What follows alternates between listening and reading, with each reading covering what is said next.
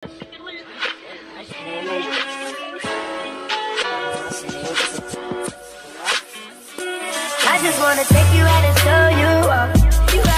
semuanya, Assalamualaikum warahmatullahi wabarakatuh. Selamat datang di Planner Talk, tempat di mana kita akan bincang-bincang bareng mahasiswa yang gak cuma sibuk dalam kuliah, tapi juga jago banget nih dalam wirausaha. Dan semoga obrolan kali ini akan bermanfaat buat kalian yang mau mulai usaha. Nah, pada kesempatan kali ini, saya Salsabila Suhaimah diberi wewenang untuk menemani obrolan kita yang santai tapi tetap berisi.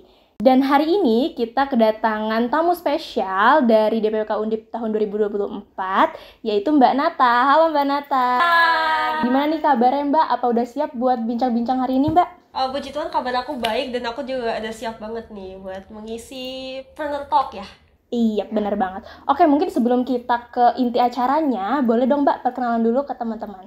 Halo semuanya, perkenalkan nama saya Dinda Fia Salsabila dan aku biasa panggil Nata, asal aku dari Jogja dan aku merupakan mahasiswi DPWK angkatan 2024. Oke, nah kira-kira akhir-akhir ini lagi sibuk apa sih Mbak kalau boleh tahu? Kesibukan aku juga banyak ya, selain di akademik, aku juga tergabung di Ormawa dan di beberapa kepanitiaan, sama aku juga tergabung di rangkaian dasar FT. Wow, keren banget tuh Mbak Nata. Mungkin langsung aja ya kita ke pertanyaan pertama nih. Sebenarnya Mbak nih usahanya apa sih dan kenapa sih pilih jenis usaha itu Mbak?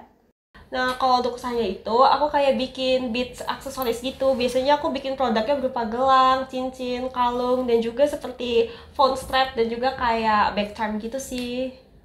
Oh gitu ya Mbak ya. Jadi mungkin kalau misalnya boleh tahu sebelum Mbak jalanin usaha ini, kira-kira Mbak ini sebenarnya siapa sih Mbak? Apa dulunya udah memang punya usaha atau orang tua yang memang punya usaha Mbak? Kalau latar belakangnya sendiri, itu sebenarnya dulu waktu aku SD, itu kan sering ada kegiatan kan di sekolah aku, namanya itu Business Day, jadi kita sering jualan gitu, tapi biasanya dijual tuh kayak makanan gitu kan.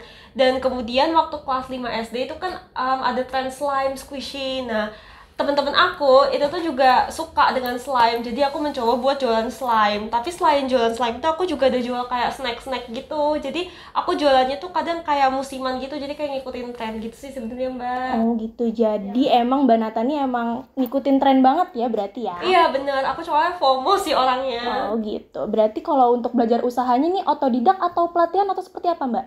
Mostly otodidak sih, sebenarnya aku cuma ngeliatin temen aku gimana mereka eksekusi jualannya, terus aku nanya-nanya, terus aku ngeliat udah gitu, eksekusi sendiri. Oke. Nah ini nih mungkin jarang orang lihat ya Mbak ya.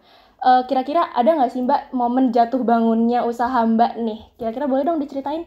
Kalau untuk jatuh bangunnya tidak yang terlalu jatuh juga sih, mungkin kalau jatuhnya ketika aku ngerasa demotivation aja sama usaha aku, atau kayak ngerasa pesimis, itu adalah momen dimana titik aku ngerasa kayaknya aku lagi down deh, lagi jatuh. Jadi kayak ngerasa jatuh di segi mental sebenarnya.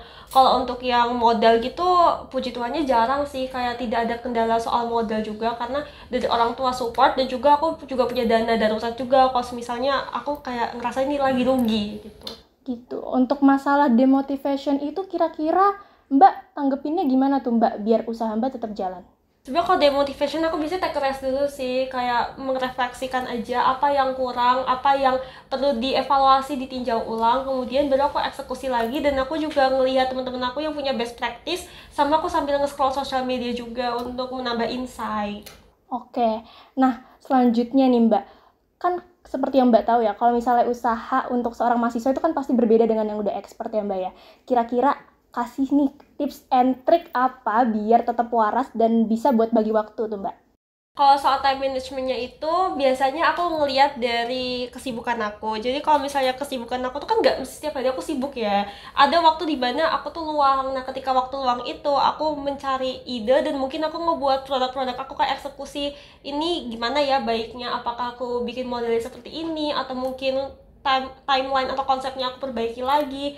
Dan juga kalau misalnya untuk menjaga agar tetap waras, itu sebenarnya balik ke diri kita juga gitu, bagaimana caranya kita bertahan dan bagaimana cara kita tuh menyikapi keadaan sekitar kita.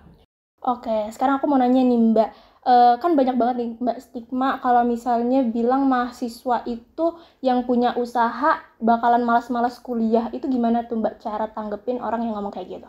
mungkin kalau stigma kayak mahasiswi itu bakal males ya kalau misalnya udah ada duit gitu, itu sebenarnya emang kita tidak bisa menghindari, dan kadang pun banyak pribadi yang menganggap bahwa ya itu benar gitu, kita kalau misalnya udah denger yang namanya uang tuh juga kita jadi males di akademik. Tapi sebenarnya itu balik lagi bagaimana cara kita menyikapinya, bagaimana kita tuh prinsip kita itu melihat hal tersebut. Karena kalau aku pribadi adalah tipikal orang yang cukup konsisten, jadi ketika aku ada duit, aku ngerasa bahwa oh ini tuh bisa buat aku alokasikan untuk kebutuhan yang lainnya, jadi aku bisa untuk menunjang kegiatan akademik aku gitu. Jadi aku cukup tidak terbawa arus gitu ya untuk mengikuti hal-hal seperti kebanyakan yang ada di sana gitu. Jadi bagaimana internal kita menyikapi, bagaimana kita konsisten terhadap prinsip kita, itu adalah salah satu hal yang bisa menghindari kita dari stigma tersebut.